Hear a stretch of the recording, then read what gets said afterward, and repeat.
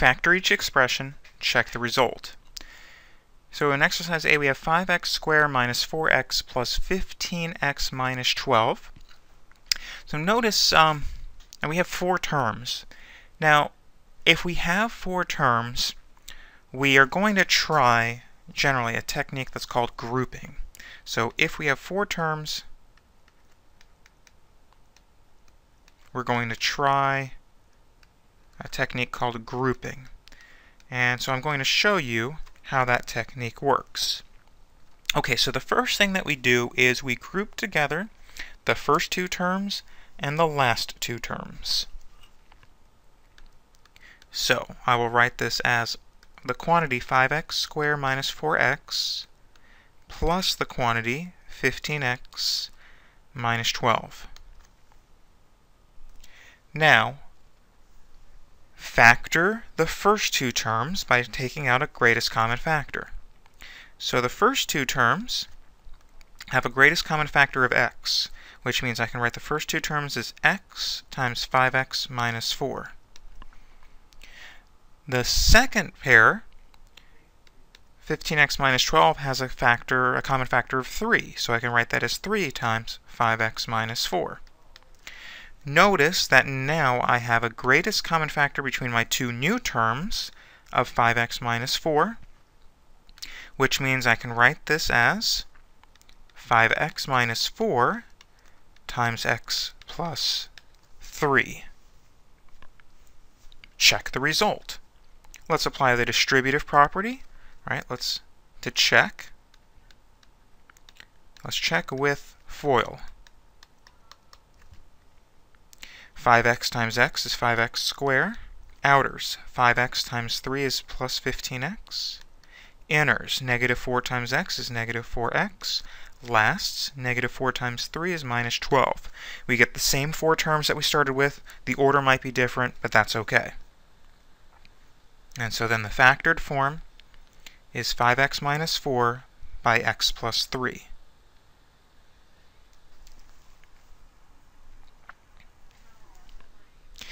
(2m squared plus 3mn minus 4mn minus 6n squared). Alright, so here's what we'll do.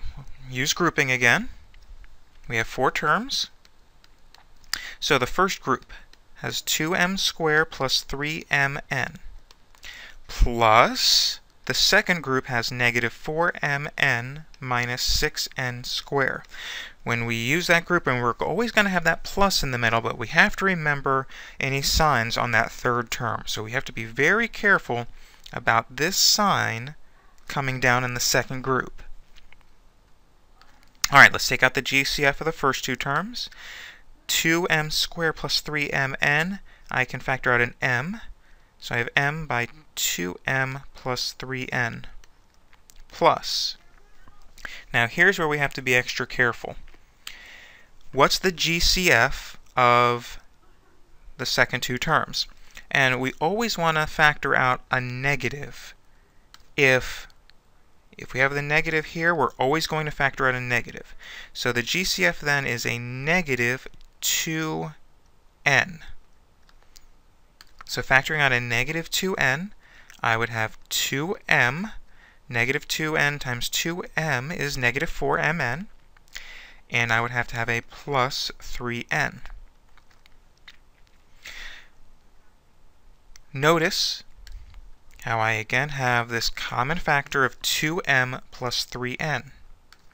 So I can write this then as 2m plus 3n times the quantity m minus 2n.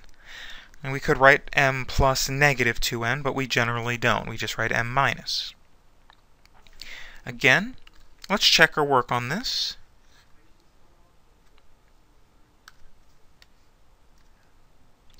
Two m times m is 2m squared. Outers, 2m times negative 2n is minus 4mn. Inners, 3n times m, that's a plus 3mn. And last, 3n times negative 2n minus 6n squared. Same 4 terms, so that checks out. Let's see one more example. We have 3xy minus 18x plus 7y minus 42.